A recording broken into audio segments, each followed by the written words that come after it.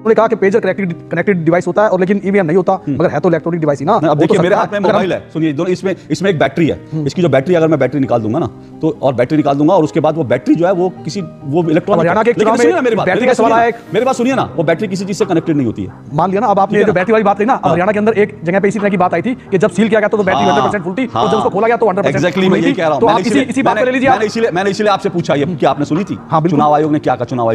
चुनाव आयुक्त ने कहा कि जब बैटरी सिर्फ ईवीएम, और देश की जनता को सुनना चाहिए, मेरे पास बाइट भी है लेकिन मैं बता देता हूं, जरूरत पड़ेगी तो पूरी बाइट भी सुनाऊंगा क्योंकि मुझे लगता है कि जो फेक नैरेटिव बनाया जाता है जनता को इसको समझना चाहिए।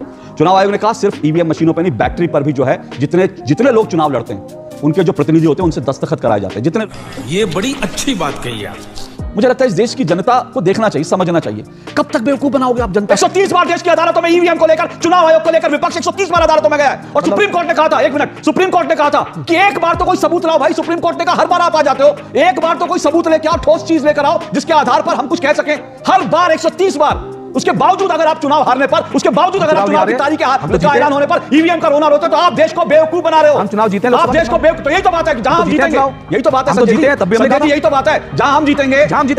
अभी दो नतीजे आए, मैं फिर बता रहा हूं, देश की जनता को समझना चाहिए। अभी 2 राज्यों के चुनाव नतीजे आए, अब एक राज्य में विपक्ष की सरकार बन गई, वहां ईवीएम बिल्कुल परफेक्ट है, चुनाव आयोग ने क्या शानदार काम किया, लेकिन हरियाणा में हार गए तो चुनाव आयोग ने वहां पर जो है गड़बड़ी कर दी कई जगह। अब ये जब केस लेकर आप सुप्रीम कोर्ट जाओगे तो सुप्रीम कोर्ट के जज हंसते हैं।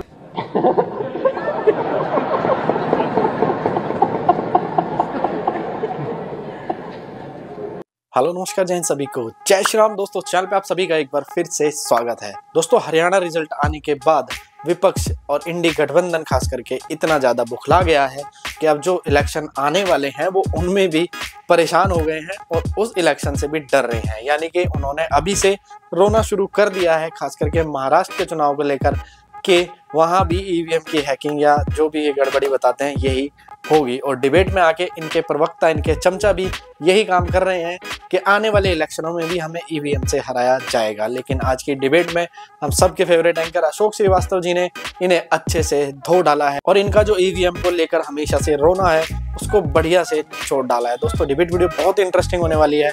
डिबेट वीडियो के अंदर आपको शिवसेना के प्रवक्ता की बौखलाहट दिखाई देगी, तो आपसे रिक्वेस्ट है वीडियो को एक लाइक जरूर कर देना और वीडियो पूरी जरूर देखना। तो चैनल पर नए हैं तो चैनल को सब्सक्राइब और बेल आइकन ऑन। तो ज्यादा बात न करते हुए पहले डिबेट में चलते हैं, देखते हैं क्या कुछ हुआ। पिक्चर चालू करो बे। कि महाराष्ट्र में कुछ होने वाला नहीं है, इसीलिए जो है शिवसेना और तमाम राजनीतिक पार्टी सबके जो बयान सुन रहा था, अभी से स्क्रिप्ट लिख लो कि ईवीएम पर हमको बाद में रोना पड़ेगा, बाद में लोग कहेंगे बाद में क्यों रो रहे, तो अभी से हम स्क्रिप्ट लिख देते हैं। तो पराजय की स्क्रिप्ट अभी से लिख डाली आप। पराजय कैसी, हम तो जीते हैं। लोकसभा के चुनाव जो थे उनमें जो रिजल्ट आए उसमें तो हमारे प्रतिद्वंदी हारे और हम जीते हैं। जीते थे ना, तब ईवीएम ठीक थी। देखिए ऐसा है कि जहां पर गुंजाइश होगी सवाल उठाया जाएगा। मान लिया कि ईवीएम इलेक्ट्रॉनिक डिवाइस जहां पे गुंजाइश होगी या जहां पे हारेंगे वहां सवाल उठाएगा। अपनी बात, आपकी बात को मैं फ्रेज हिंदी में सही कर देता हूं। आपने कहा जहां गुंजाइश होगी तो इसको ऐसे कह दीजिए जहां हारेंगे वहां उठाएंगे, जहां जीत जाएंगे वहां उठाना नहीं, जहां गुंजाइश होगी। देखिए ईवीएम पर सवाल इसलिए उठता है क्योंकि दुनिया के बहुत बड़े बड़े देश ऐसे हैं जिन्होंने ईवीएम पर विश्वास व्यक्त नहीं किया।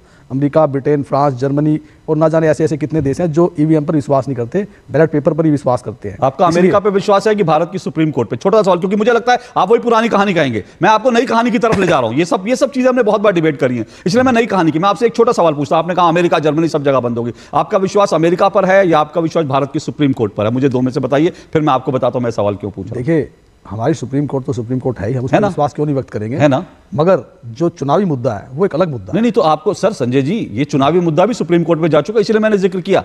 लेकिन आप सुप्रीम कोर्ट में लोकसभा चुनाव से पहले आप सब लोग गए थे। देखिए और सुप्रीम कोर्ट ने क्या कहा आपने सुना? पता नहीं, आप लोग पढ़ते भी नहीं, सुप्रीम कोर्ट का फैसला भी नहीं आप सुनते हो। देश की जनता सरकार चुनती है, अदालतों को नहीं चुनती है।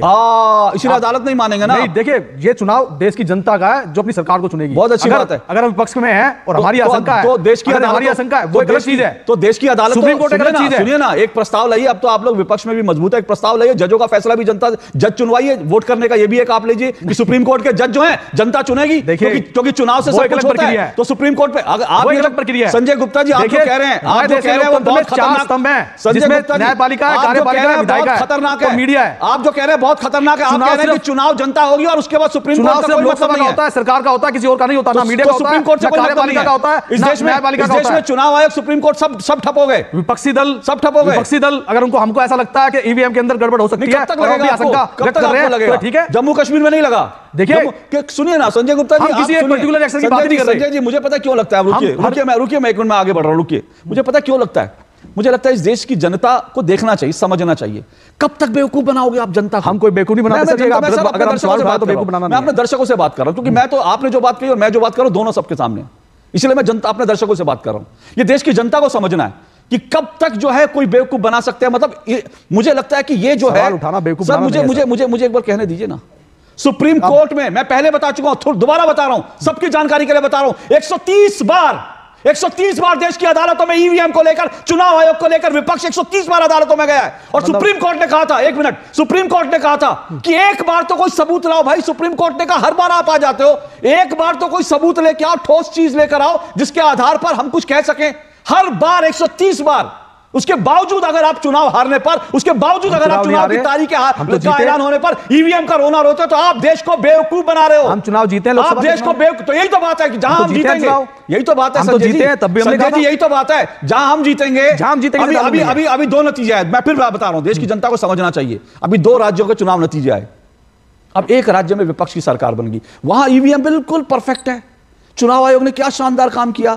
लेकिन हरियाणा में हार गए तो चुनाव आयोग ने वहां पर जो है गड़बड़ी कर दी कई जगह। अब ये जब केस लेकर आप सुप्रीम कोर्ट जाओगे तो सुप्रीम कोर्ट के जज हंसते हैं, और मुझे लगता है जज अब हंसते हैं, गुस्सा होते हैं।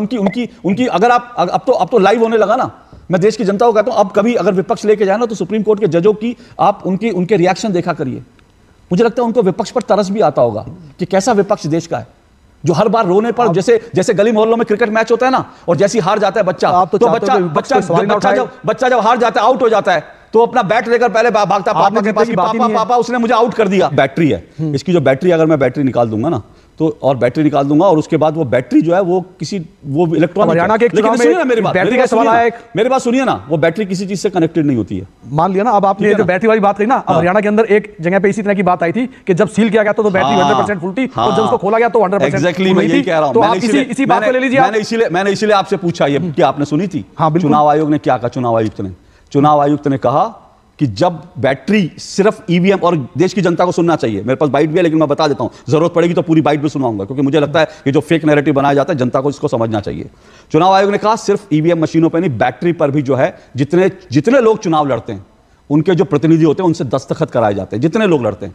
और उसके बाद जब वो बैटरियां खुलती है, 3 लेयर्स की सिक्योरिटी होती है, सीसीटीवी कैमरा लगे होता है, और उसके बाद जब वो खुलते हैं, यानी मैं जब किसी अगर पोलिंग उसका एजेंट हूं तो मैं पहले बैटरी के उस पर साइन करूंगा, मैं उसके बाद ईवीएम मशीन पे साइन करूंगा, और उसके बाद 3 दिन बाद वो मेरे सामने ही खुलेगी। मेरे दस्तखत मैं देख सकता हूं कि मैंने इस पे साइन किए थे।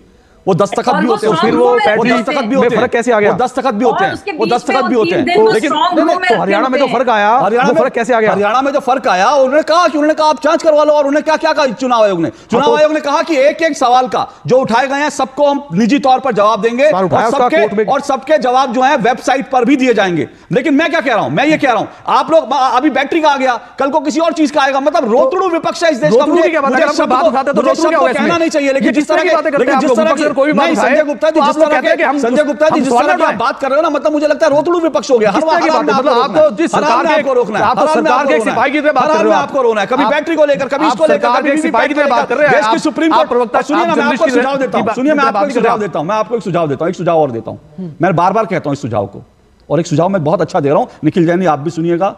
और अभी मुझे नहीं पता, मैं अभी महेश जी के पास जाऊंगा, क्योंकि महेश जी की पार्टी का मैंने कोई बयान नहीं सुना, लेकिन कांग्रेस और जो है उद्धव ठाकरे की पार्टी तो वो तो छाती पीट रहे थे। मुझे नहीं पता उनका रुकिए एक मिनट, उनका मैं स्टैंड लूंगा, लेकिन मैं 2 लोगों को सुझाव दे रहा हूं, उसके बाद मैं महेश जी के पास जाऊंगा।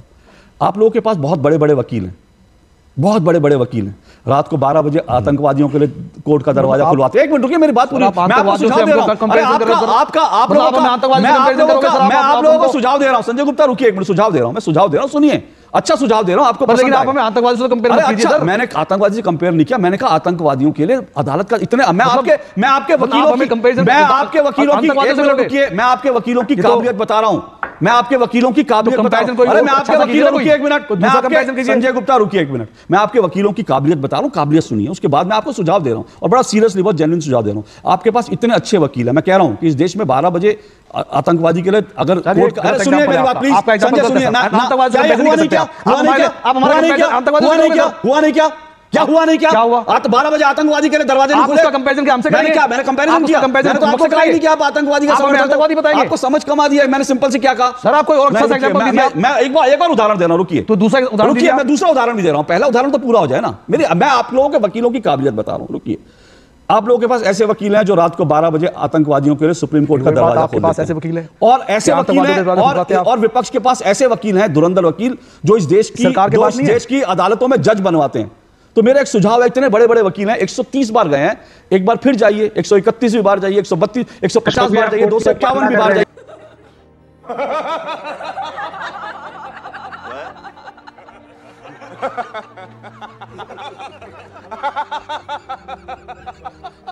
मैं पर्सनली शिवसेना के प्रवक्ता से कहना चाहूंगा, ये जो तुम्हारे साथ आजकल हो रहा है, ये संगत का असर है। ना तुम ऐसी गंदगी वाली संगत में जाते, ना तुम्हें इन सवालों में घिरना पड़। बाकी आपको डिबेट वीडियो के बारे में क्या कहना है कमेंट कर दें। चैनल पे नए हैं तो चैनल को सब्सक्राइब, बेल आइकन ऑन कर दें। फिर मिलते हैं डिबेट वीडियो के साथ, तब तक के लिए जय हिंद, वंदे मातरम, जय श्री राम।